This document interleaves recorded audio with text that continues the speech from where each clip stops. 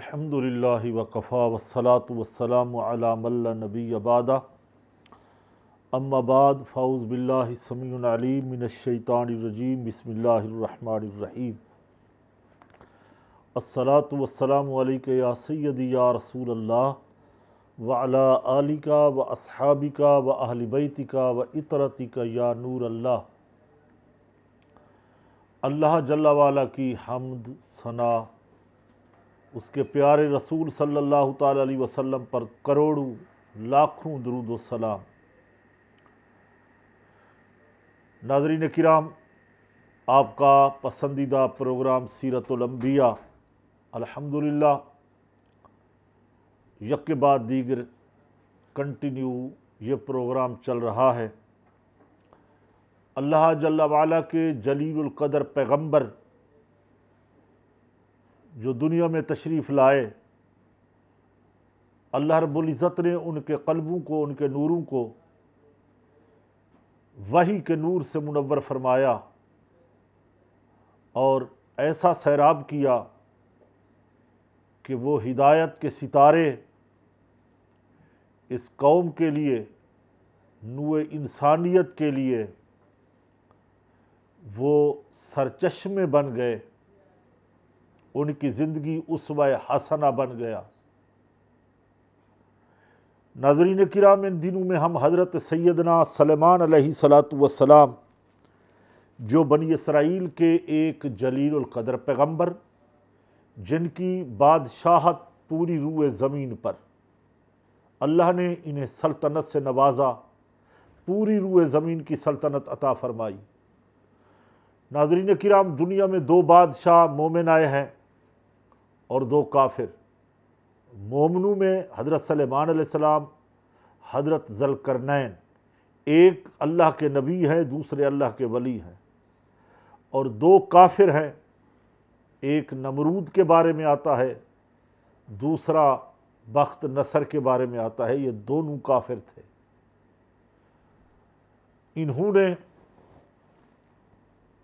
بہت ہی شیطانی کاموں کو فروغ دیا کافروں نے، اور شرک کرایا اپنی قوموں سے، خدائی دعویٰ کر بیٹھے۔ نمرود نے کہا وَأَنَا رَبُّكُمُ الْأَعْلَىٰ، کہ میں تمہارا بڑا خدا ہوں۔ اور ایک پانچواں بادشاہ آئے گا، جی ہاں، وہ پوری روئے زمین کا بادشاہ ہوگا، وہ مومن ہوگا، مومن گر ہوگا، وہ رسول اللہ صلی اللہ علیہ وسلم کے خاندان کا چشم و چراغ ہوگا، حضرت امام مہدی علیہ السلام۔ کون نہیں جانتا؟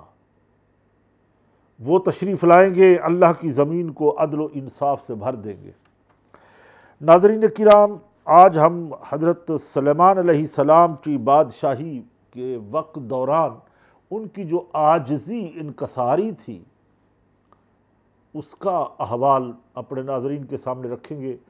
اس کے بعد یک کے بعد دیگرے جو آج ان کے کمالات، معجزات اور کچھ واقعات جو معروف قرآن پاک کی صورتوں میں آئے، سورہ نمل نے بیان کیے، سورہ صاد نے بیان کیے، اور ان سے ہم کچھ وہ چیزیں لے کے اپنے ناظرین کے سامنے پیش کریں گے۔ حضرت سلیمان علیہ السلام بادشاہت کے ساتھ ساتھ بادشاہ تو تھے ہی تھے، اللہ نے ان سے بڑے عہدے منصب پہ نوازا تھا۔ وہ منصب تھا منصب نبوت۔ جی ہاں، نبوت تمام منصبوں سے، عہدوں سے بڑا ہوتا ہے۔ پھر نبی سے رسالت، رسول جس کو اللہ تعالیٰ بناتا ہے، اس کا منصب ماورا ہوتا ہے۔ اور ہمارے آقا مولا صلی اللہ علیہ وسلم تو امام الانبیاء ہے، یعنی رسولوں کے بھی امام، نبیوں کے بھی امام، امام الانبیاء۔ اس لیے رسول اللہ صلی اللہ علیہ وسلم نے شب معراج میں تمام انبیاء علیہ السلام کی امامت فرمائی، مسجد اقصی بیت المقدس کے اندر نماز پڑھائی۔ تو ناظرین کرام، اتنی عظیم شان سلطنت کے مالک ہونے کے باوجود عاجزی، انکساری بہت تھی، فخر و تکبر سے دور تھے، عاجزی و انکساری کے ایک عظیم پیکر تھے۔ چنانچہ ایک روایت میں آتا ہے حضرت سلیمان علیہ السلام اپنے لشکر کے ساتھ، ہمراہیوں کے ساتھ سفر کر رہے تھے، دائیں بائیں پرندے اور جنات، انسان، پرندوں نے سایہ کر رکھا ہے۔ تو جب وہ چل رہے تھے تو ایک عابد سے، بنی اسرائیل کا ایک عابد، اللہ کا ولی عبادت کر رہا تھا، اس نے دیکھا اور کہا کہ وہاں داؤد کے بیٹے، اللہ نے تمہیں کتنا نوازا ہے، تمہیں عظیم سلطنت دی ہے، پوری روئے زمین کا بادشاہ بنا دیا ہے۔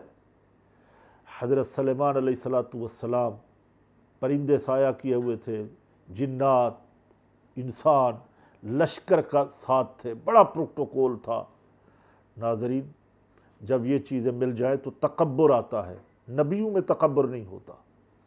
اللہ کے نبی نے جو خوبصورت جواب دیا، فرمایا کہ بندہ خدا، یہ سلطنت ایک تسبیح کے دانے سے بہتر نہیں ہے۔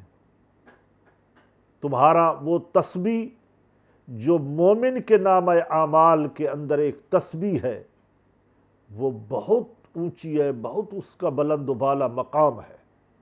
کہا وہ کیوں؟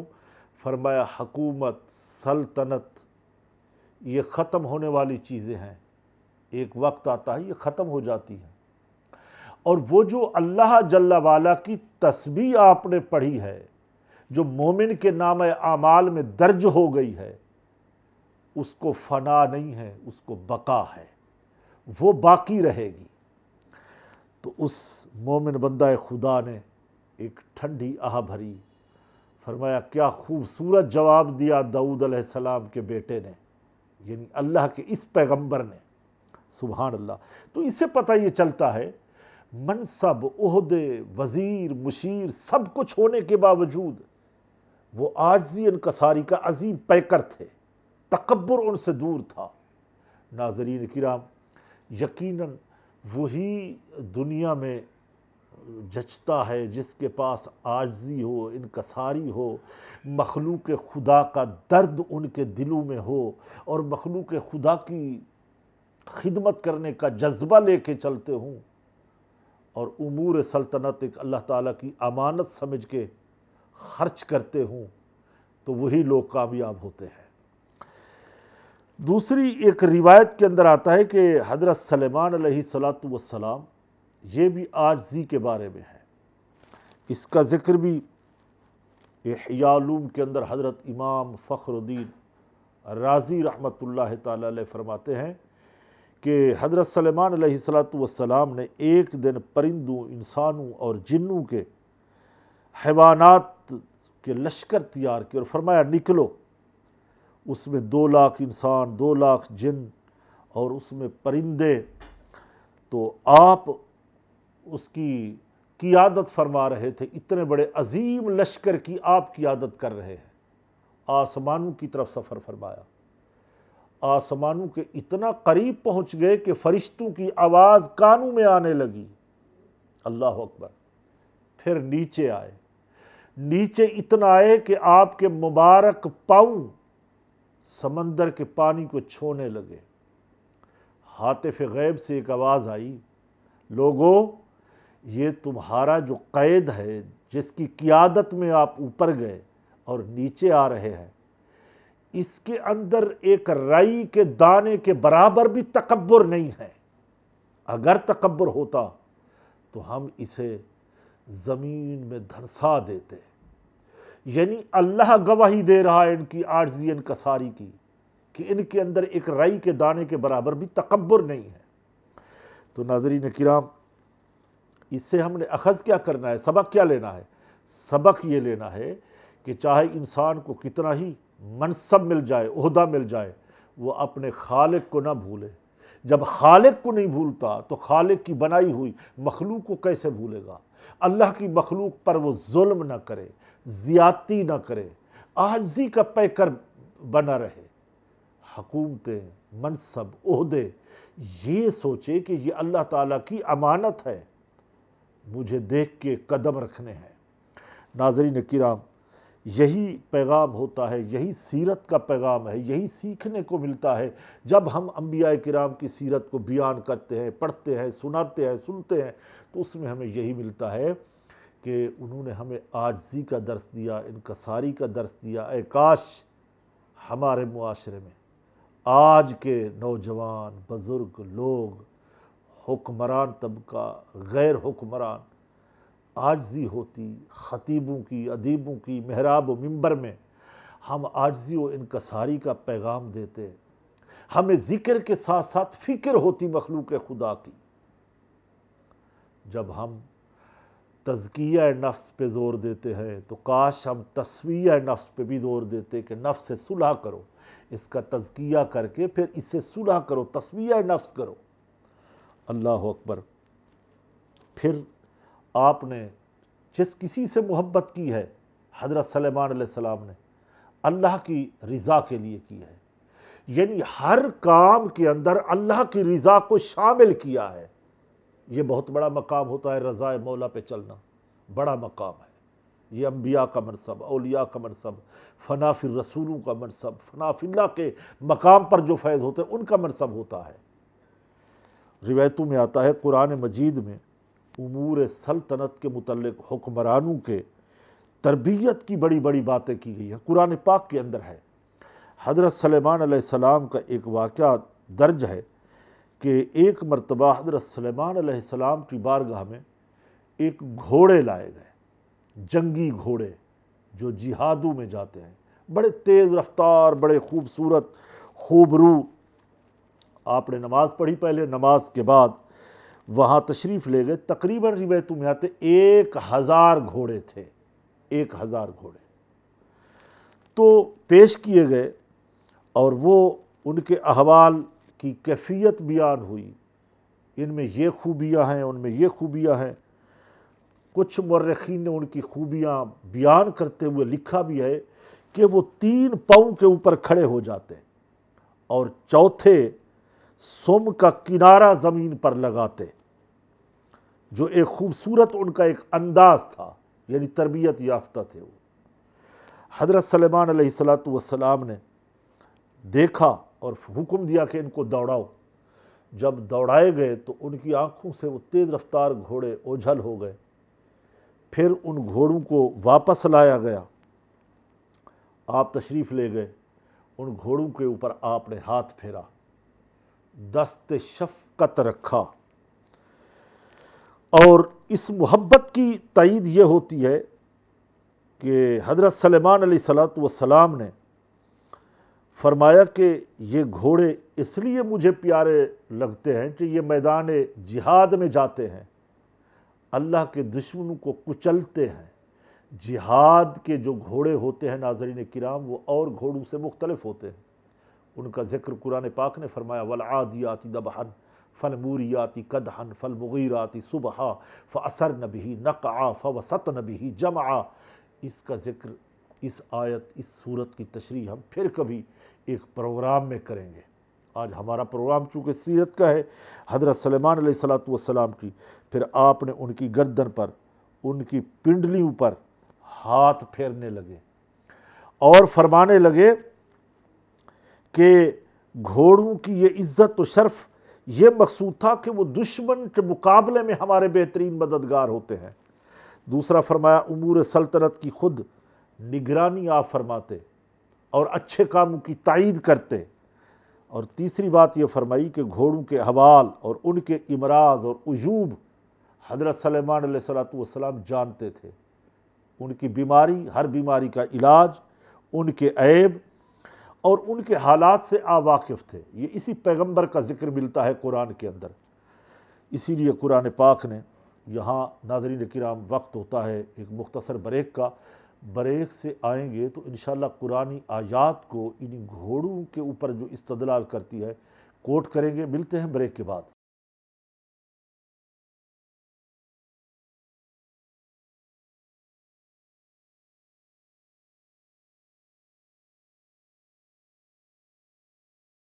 ایک بار پھر پروگرام سیرت الانبیاء میں ہم آپ کو خوش آمدید کہیں گے۔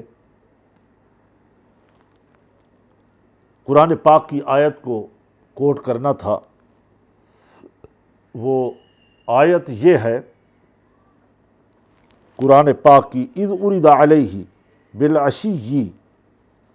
بالعشی صافیات الیاد، جب ان کے سامنے شام کے وقت ایسے گھوڑے پیش کیے گئے جو 3 پاؤں پر کھڑے تھے، اللہ اکبر، اور چوتھے سم کا کنارہ زمین پر لگائے ہوئے تھے، بہت تیز دوڑنے والے تھے، تو سلیمان نے کہا مجھے اپنے رب کی یاد کے لیے ان گھوڑوں کی محبت پسند آئی ہے۔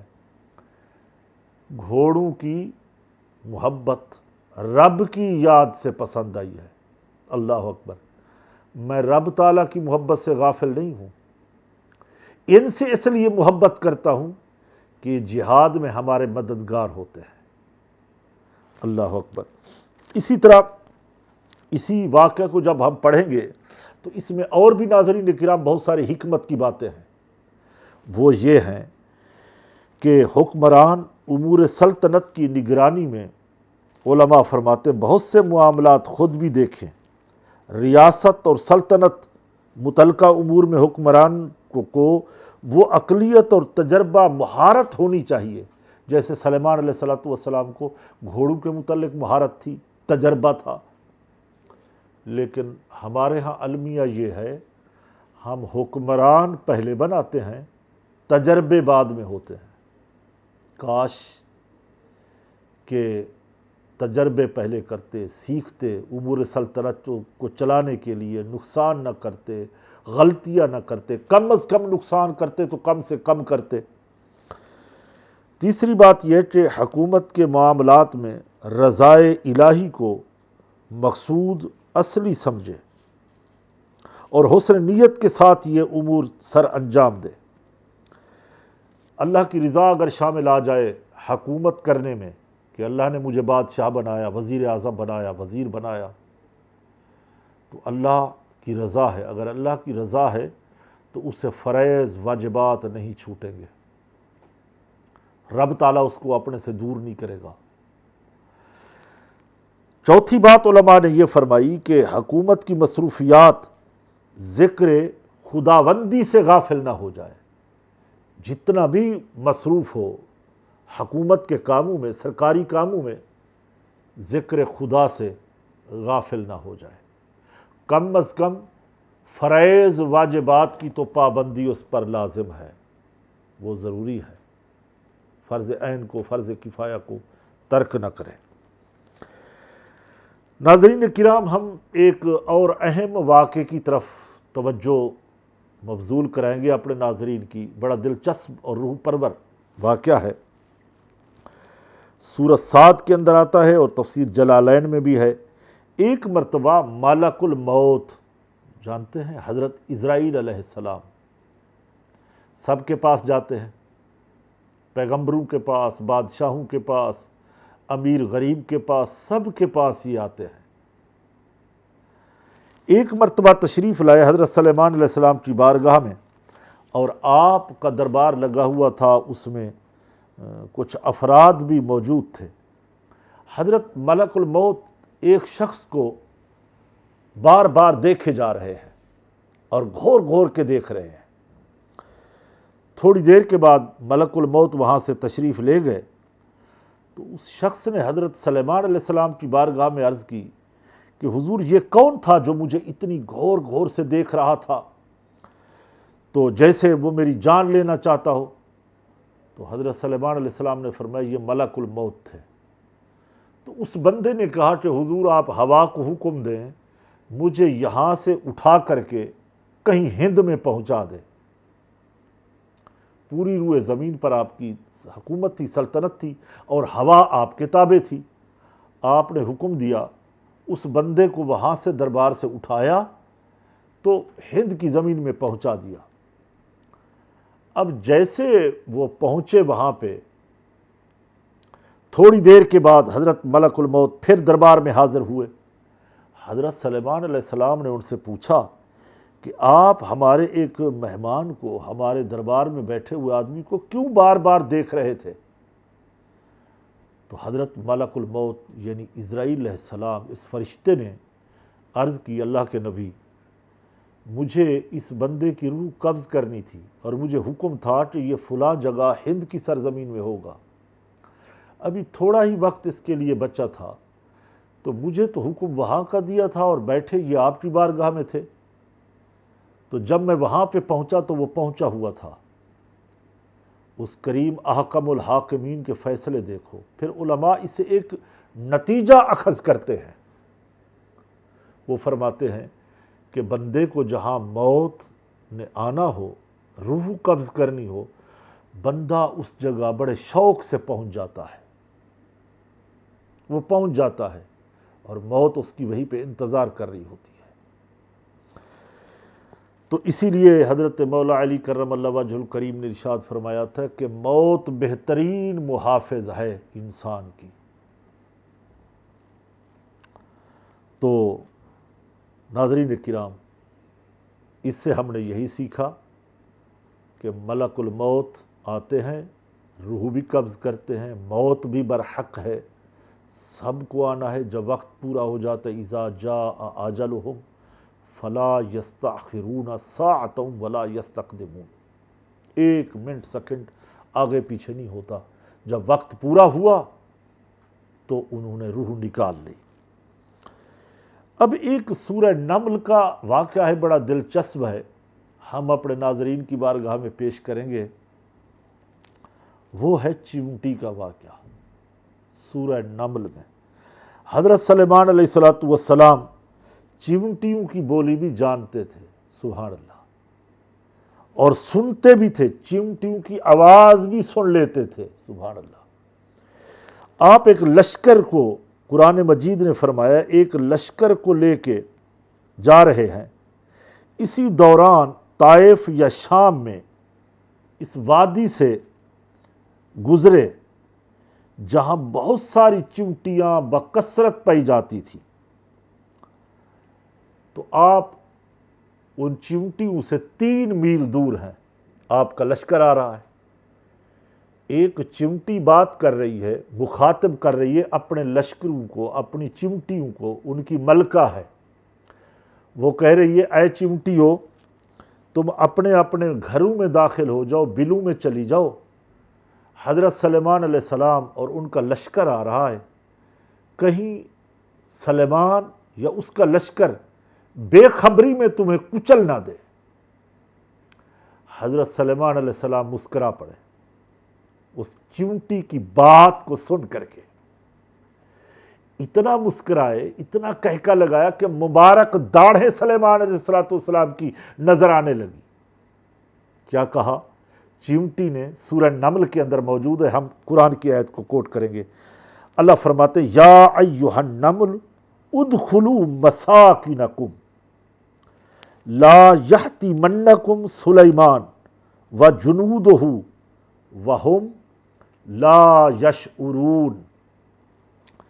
اے چمٹیوں اپنے گھروں میں داخل ہو جاؤ، کہیں سلیمان اور ان کے لشکر بے خبری میں تمہیں کچل نہ دے۔ ملکہ نے یہ اس لیے کہا کہ بے خبری میں، وہ یہ جانتی تھی کہ سلیمان اللہ کے نبی ہیں اور نبی عدل و انصاف کرتا ہے، سبحان اللہ، نبی کسی کے اوپر ظلم نہیں کرتا، نبی کے پاؤں سے تو چمٹی نہیں مرتی، اتنا عدل فرماتے ہیں۔ تو فرمایا کہ وہ جبراً زیادتی ان کی شان نہیں ہے، وہ زیادتی نہیں کریں گے، مگر وہ عدل و انصاف والے ہیں، اس لیے کہ ان کے لشکر آ رہے ہیں کہ کہیں چمٹیاں کچلی جائیں تو بے خبری میں ہوں گی، اور کچلی جائیں گی کیونکہ ہو سکتا ہے کہ وہ گزرتے ہوئے اس طرف توجہ نہ دیں، تمہیں نہ دیکھیں اور کچل دیں۔ حضرت سلیمان علیہ السلام نے چمٹی کی یہ بات 3 میل دور ناظرین کرام سن لی، اور جیسے سنی تو چمٹیوں کی حفاظت اور ان کی ضروریات، ان کی تدبیر، اور پھر چمٹیوں کو نصیحت کرنے پر تعجب کرتے ہوئے آپ مسکرا کر ہنس پڑے۔ बारगाह इलाही में अर्ज करते हैं। जब हंसे तो क्या कहा, रब्बि औज़िअनी, सुभान अल्लाह। सूरा नमल पारा नंबर 19, इसी कुरान की सूरा नंबर भी 19 है।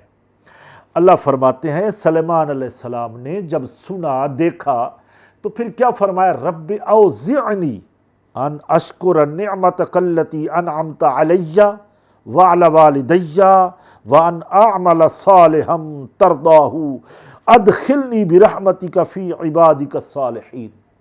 अल्लाह अकबर।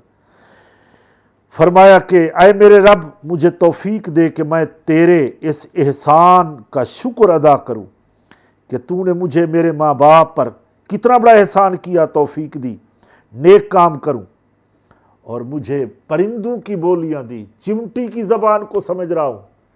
आज कहते हैं बड़ी तरक्की हो गई साहब, जदीद टेक्नोलॉजी बन गई, एटम बम बन गया, ये हो गया, वो हो गया, सब कुछ बन गया। चिमटी की आवाज़, चिमटी की बोली सुनी गई। ये सिर्फ पैगंबर का मकाम होता है। नबूवत की समात हर समात से तेज़ है। नबी सुन सकता है, नबी मुस्कराता है, नबी उसकी तदबीर को देखता है। नाज़रीन, यहाँ वक्त होता है एक मुख्तसर वक्फे का। इंशाअल्लाह हमारे साथ रहेंगे, मिलते हैं ब्रेक के बाद।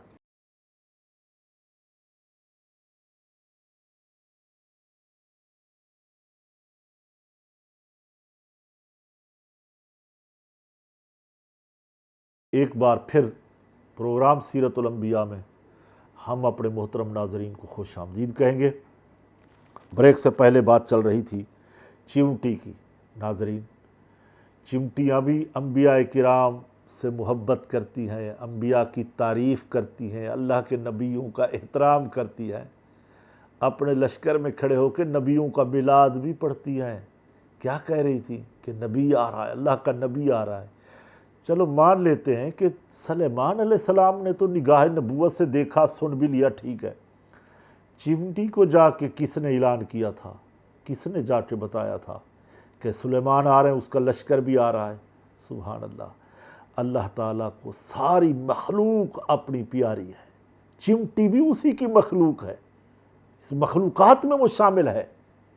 जैसे वो औरों को रिज़्क देता है, इसी तरह चिमटी को भी रिज़्क देता है। जैसे औरों का वो ख्याल करता है, इसी तरह चिमटी का भी ख्याल करता है। उसे अपनी बनाई हुई मखलूक बड़ी प्यारी है। सुभान अल्लाह। फिर चिमटियों की वादी के करीब हज़रत सुलेमान अलैहिस्सलाम पहुँचे तो अपने लश्करों को ठहरने का हुक्म दिया, यहाँ तक कि चिमटियाँ अपने घरों में दाखिल हो गई थी। कहा तुम रुक जाओ।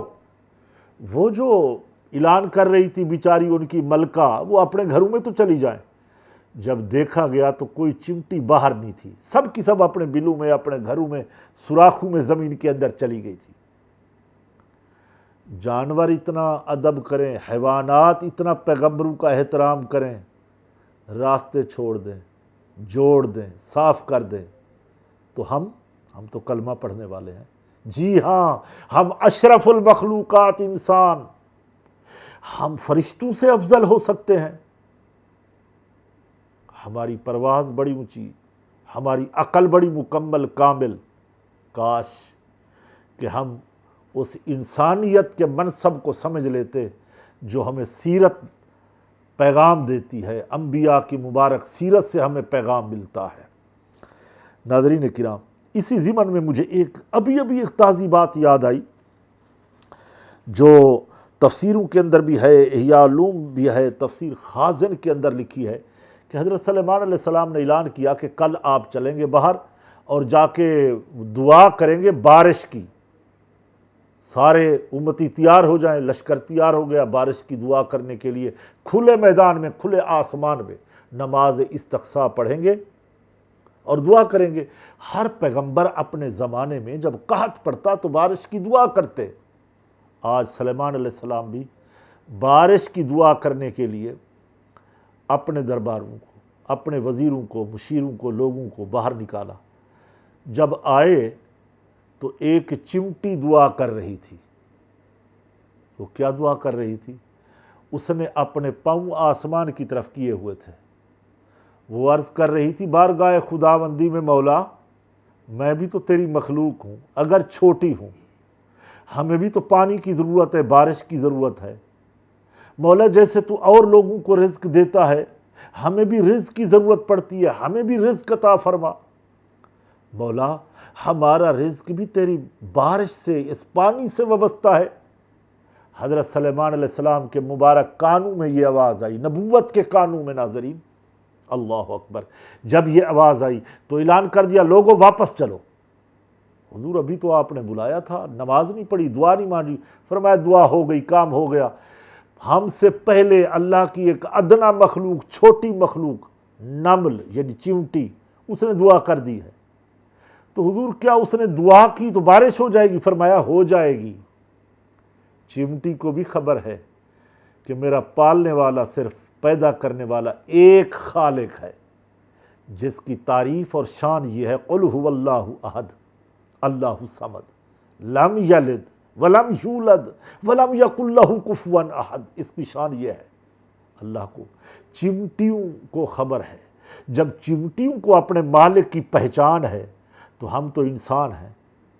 سیرت کا پیغام یہ ہے کہ انسان تو اپنے آپ کو پہچان، من عرف نفسہ فقد عرف ربہ، کہ میں کیا ہوں، اپنے آپ کو پہچان۔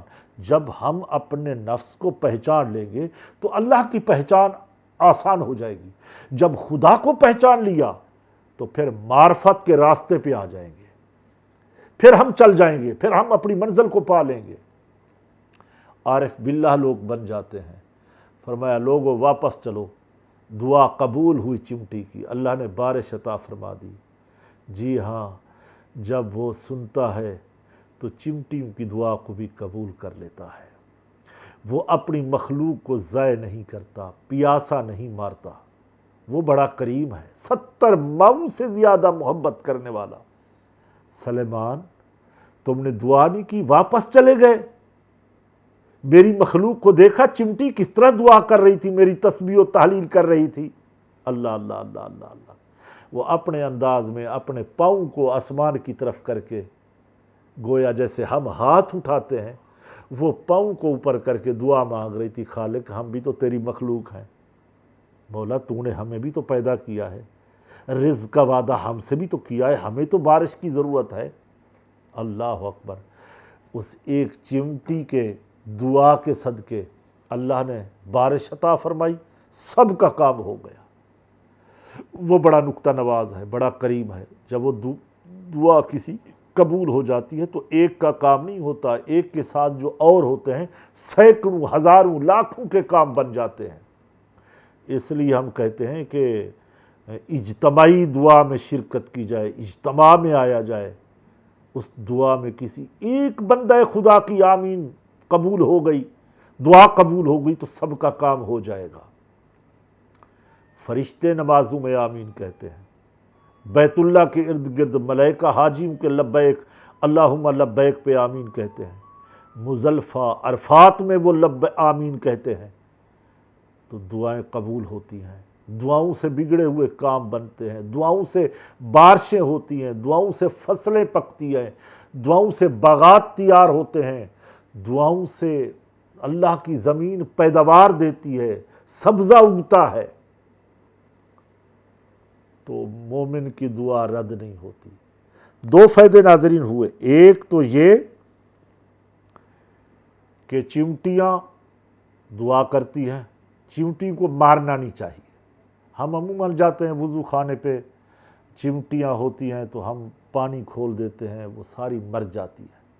اگر ایک ترکیب بنائی جائے، تھوڑا انتظار کر لیا جائے، ان کو وہاں سے رخصت کیا جائے چمٹیوں کو، اور جب ہم زمین پہ چلیں بھی تو اس سے پیغام یہ ملتا ہے نیچے دیکھ کے چلیں، چمٹیوں کو رگڑ نہ دیں، کچل نہ دیں، خیال کریں۔ وہ بھی مخلوق ہے، اس کے اندر اللہ نے روح رکھی ہے، یہ بھی حقوق العباد میں ہے، اس کا بھی جواب دینا پڑے گا۔ نیچے دیکھ کے، نظریں نیچی رکھ کے، اگر چمٹیاں کہیں چل رہی ہیں تو وہ جگہ چھوڑ دی جائے۔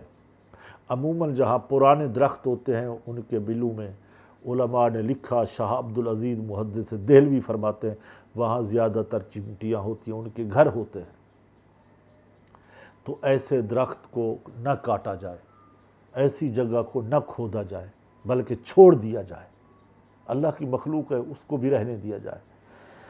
اور وضو خانوں پہ یا عموماً گھروں کے اندر ہوتے ہیں تو انہیں بھی کسی طریقے سے وہاں سے رخصت کر دیا جائے، مارا نہ جائے۔ تو یہ ایک اس کے فقہی جو مسائل ہیں، ہمارے پاس وقت نہیں ہے، وہ پھر کبھی ان کے متعلق ہم بیان کریں گے، کن چمٹیوں کو، کن کیڑے مکوڑوں کو ختم کرنا چاہیے، کن کو نہیں کرنا چاہیے۔